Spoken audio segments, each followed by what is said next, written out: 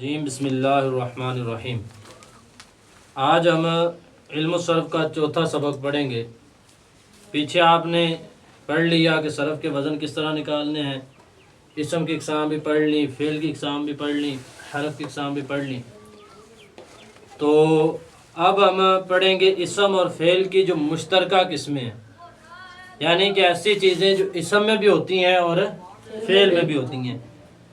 تو وہ چار چیزیں ہیں، ہر اسم اور ہر فعل، چار چیزوں میں سے کوئی نہ کوئی ایک چیز ضرور ہوتا ہے۔ آگے سمجھ بات؟ وہ چار قسمیں کون سی ہیں؟ صحیح، محموز، معتل، مضاف۔ کون کون سی قسمیں ہیں؟ صحیح، محموز، معتل، مضاف۔ صحیح، محموز، معتل، مضاف۔ اب صحیح کسے کہتے ہیں؟ صحیح اس اسم یا فعل کو کہتے ہیں جس میں حروف اصلیہ کے مقابلے میں نہ حرف علت ہوں، نہ دو حرف ایک جنس کے ہوں، اور نہ ہی حمزہ ہو۔ صحیح کسے کہتے ہیں؟ اس اسم یا فعل کو کہتے ہیں جس میں حرف اصلیہ کے مقابلے میں نہ حرف علت ہو، نہ حمزہ ہو، نہ دو حرف ایک جنس کے اکٹھے ہوں۔ اب حرف علت کسے کہتے ہیں؟ حرف علت کسے کہتے ہیں؟ حرف علت تین ہے، واو، الف، یا۔ واو، الف، یا، ان کا مجموعہ کیا بنتا ہے؟ وائی۔ اب علت کو علت کیوں کہتے ہیں؟ حرف علت کو علت کیوں کہتے ہیں؟ اس کی کیا وجہ ہے؟ تو علت اس لیے کہتے ہیں، اس کے تین جواب ہیں۔ نمبر ایک کہ علت کو علت اس لیے کہتے ہیں کہ عربی لوگ جب بیمار ہوتے ہیں، عربی لوگ جب بیمار ہوتے ہیں تو وہ وا کہہ کر پکارتے ہیں، اس وجہ سے انہیں علت کہا جاتا ہے۔ تو علت کا معنی بھی بیمار ہوتا ہے۔ اور دوسرا اس لیے انہیں علت کہا جاتا ہے کہ جب انسان بیمار ہو جاتا ہے تو کمزور ہو جاتا ہے، اور کمزور ہونے کی وجہ سے کسی حرکت کا، کسی بھی چیز کا وزن نہیں اٹھا سکتا۔ یہ حرف بھی ایسے ہیں کہ یہ بھی حرکت کا وزن نہیں اٹھا سکتے۔ اس وجہ سے انہیں کیا کہا جاتا ہے؟ حرف علت کہا جاتا ہے۔ اور تیسری وجہ یہ ہے کہ جب انسان بیمار ہوتا ہے تو وہ بستر پر کروٹیں بدلتا ہے، تو یہ حرف بھی ایک جگہ سے دوسری جگہ آتے رہتے ہیں، جگہ بدلتے رہتے ہیں، اس وجہ سے انہیں حرف علت کہا جاتا ہے۔ اب سوال ہے کہ صحیح کو صحیح کیوں کہتے ہیں؟ صحیح کو صحیح کیوں کہتے ہیں؟ تو صحیح کا لغوی معنی ہوتا ہے تندرست ہونا۔ صحیح کا لغوی معنی کیا ہوتا ہے؟ تندرست ہونا۔ اور اس کو صحیح اس لیے کہتے ہیں کہ یہ حرف علت سے بھی پاک ہوتا ہے، دو حرف ایک جنس کے اکٹھے ہونے سے بھی صحیح ہوتا ہے، تندرست ہوتا ہے، اس وجہ سے اسے صحیح کہا جاتا ہے۔ اور حمزہ سے بھی یہ جو ہے نا، حمزہ بھی اس کے اندر نہیں ہوتا، لہٰذا اس وجہ سے اسے صحیح کہا جاتا ہے۔ اب دوسری قسم ہے محموز۔ کون سی قسم ہے دوسری؟ محموز۔ محموز کا لغوی معنی ہوتا ہے حمزہ دیا ہوا، حمزہ دیا ہوا۔ اب محموز کسے کہتے ہیں؟ جس کے حروف اصلیہ کے مقابلے میں جس کے حروف اصلیہ کے مقابلے میں حمزہ ہو، جس کے حروف اصلیہ کے مقابلے میں حمزہ ہو، جس کے حرف اصلیہ کے مقابلے میں حمزہ ہو۔ تو اب اسے محموز کیوں کہتے ہیں؟ محموز کہنے کی وجہ کیا ہے؟ اس لیے کہ محموز کا معنی کیا ہوتا ہے؟ حمزہ دیا ہوا۔ تو اس کے حروف اصلیہ کے مقابلے میں حمزہ ہوتا ہے، اس لیے اسے کیا کہا جاتا ہے؟ محموز۔ اب حروف اصلیہ کے مقابلے میں جب حمزہ ہوگا تو اس کی تین صورتیں بنیں گی۔ کنیاں صورتیں بنن گیاں؟ تین۔ جدو بھی اسم یا فعل دے وچ حمزہ آوے گا اندیاں کنیاں صورتیں بنن گیاں؟ تین۔ یا تے حمزہ فا کلمہ دے مقابلے چ ہوے گا، یا عین کلمہ دے مقابلے چ ہوے گا، یا لام کلمہ دے مقابلے۔ اگر حمزہ فا کلمہ کے مقابلے میں ہوگا جسے کہا جائے گا محموز الفا۔ اسے کیا کہا جائے گا؟ محموز الفا۔ جیسا کہ امرن سے امارا، امرن سے امارا۔ اب دیکھیں امرن بر وزن فاعلن، اب فا کلمہ کے مقابلے میں کیا آیا ہے؟ حمزہ۔ تو اسے کیا کہا جائے گا؟ محموز الفا۔ کیا کہا جائے گا؟ محموز الفا۔ اور دوسرا کیا ہے؟ جس کے عین کلمہ کے مقابلے میں حمزہ ہو۔ اگر عین کلمہ کے مقابلے میں حمزہ ہوگا تو اسے کہا جائے گا محموز العین۔ اگر عین کلمہ کے مقابلے میں حمزہ ہو تو اسے کیا کہا جائے گا؟ محموز العین۔ جیسا کہ سألن سے سآلا، اب سألن بر وزن فاعلن، سألن بر وزن فاعلن۔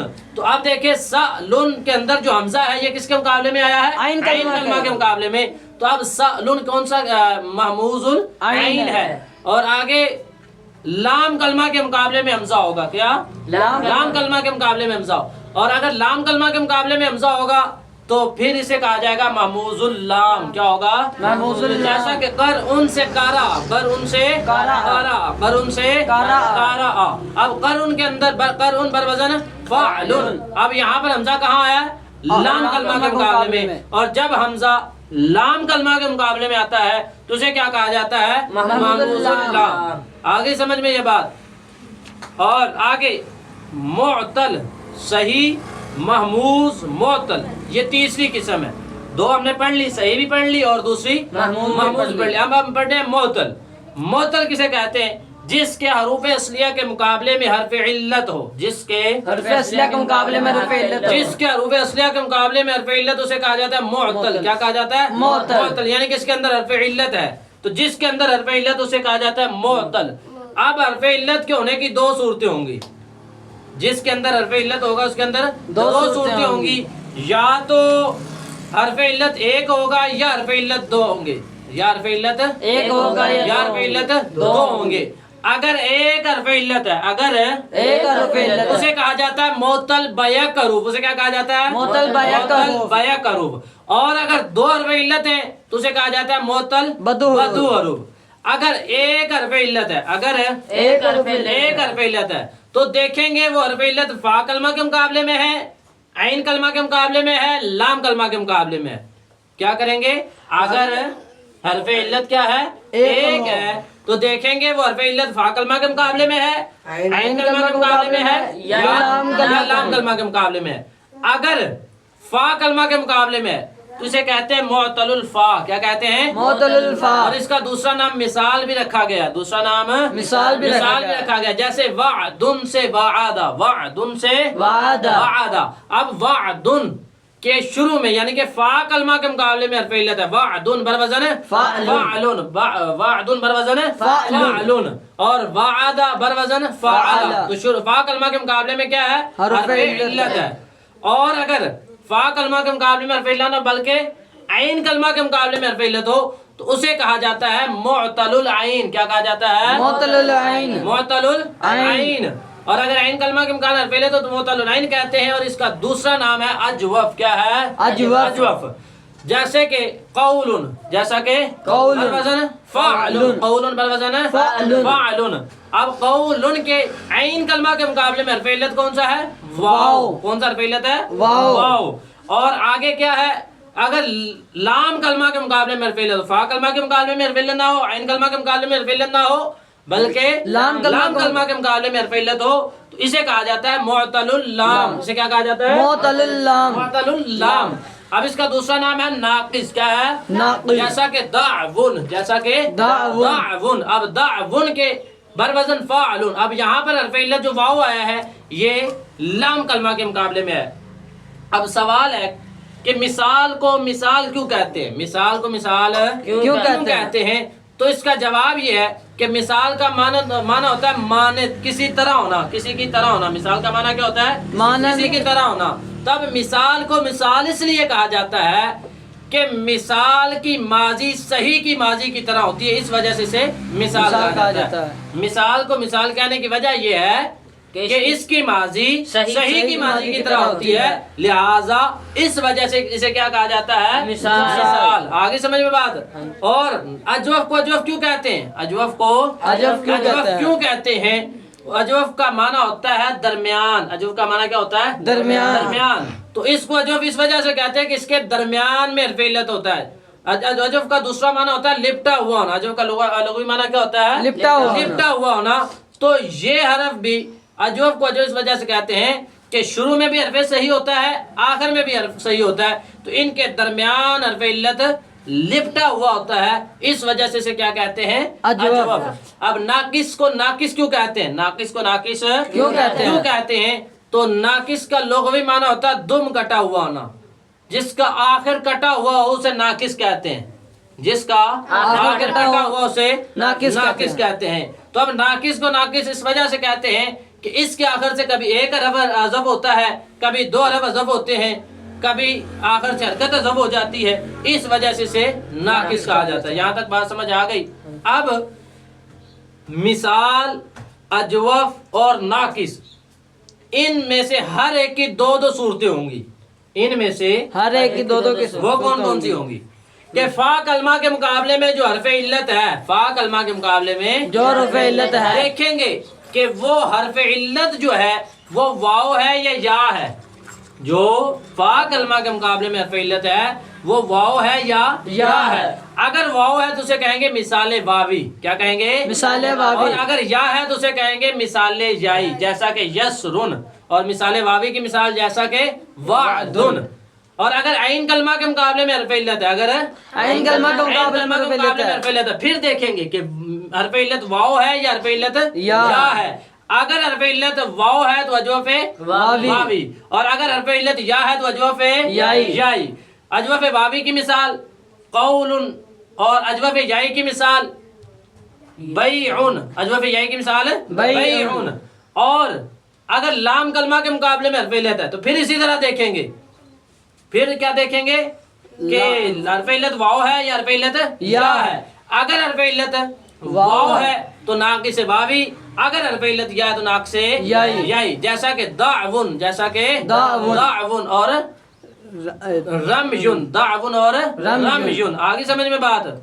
दाउन ये नाक़िस वावी की मिसाल है और रमयुन ये नाक़िस याई की मिसाल है। यहाँ तक बात समझ आ गई? ये हो गया हमारा मुअत्तल बया का रूफ। और अगर हरफ इल्लत दो हो, अगर हरफ इल्लत दो हो तो फिर उसकी दो सूरतें होंगी। उसकी दो सूरतें देखेंगे कि वो हरफ इल्लत जो है, वो दो हरफ इल्लत जो है वो इकट्ठे आ रहे हैं या जुदा जुदा आ रहे हैं।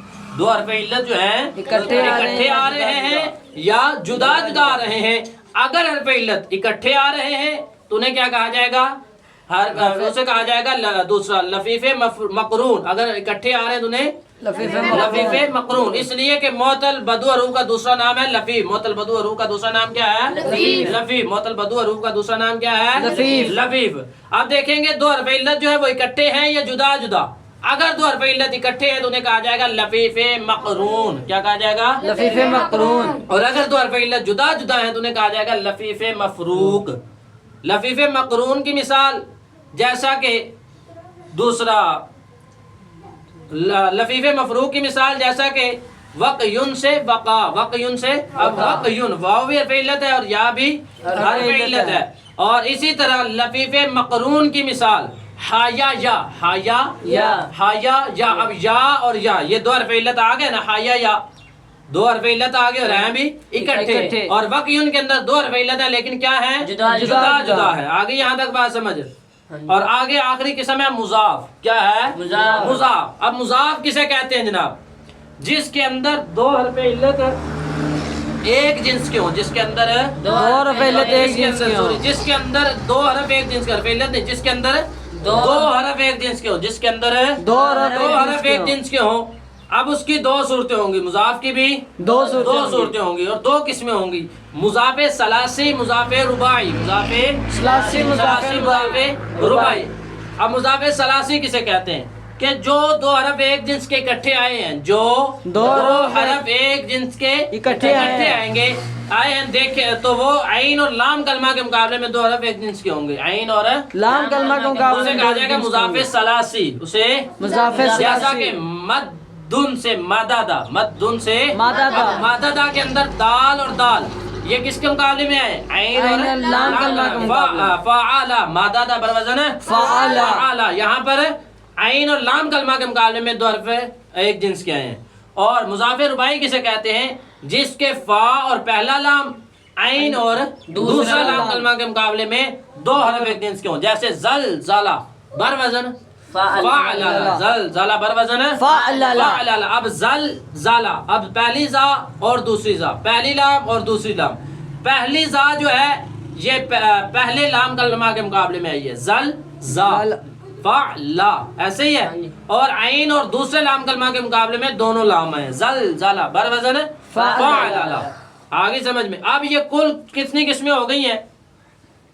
अब ये कुल 14 किस्में हो गई हैं। कितनी किस्में हो गई हैं? 14 किस्में हो गई हैं। आगे समझ बात। वो कौन कौन सी 14 किस्में वो आप सुन लें। सही, महमूजुल फा, महमूजुल आइन, महमूजुल लाम, मिसाल वावी, मिसाल याई, अजवफ वावी, اجوف یائی، ناقص واوی ناقص یائی، لفیف مفروق لفیف مقرون، مضاف ثلاثی مضاف رباعی۔ یہاں تک بات سمجھ آ گئی؟ اور ان 14 قسموں کو ایک شعر کی صورت کے اندر بیان کیا گیا۔ وہ شعر کیا ہے؟ صحیح است و مثال است و مضاف، لفیف و ناقص ماموز و اجوف۔ آگے سبق سمجھ کے کوئی نہ آیا؟ چلو نام یہ آیا تھا، پکڑا یاد کرنا، یہی ہے نا، یاد کرنا یہ۔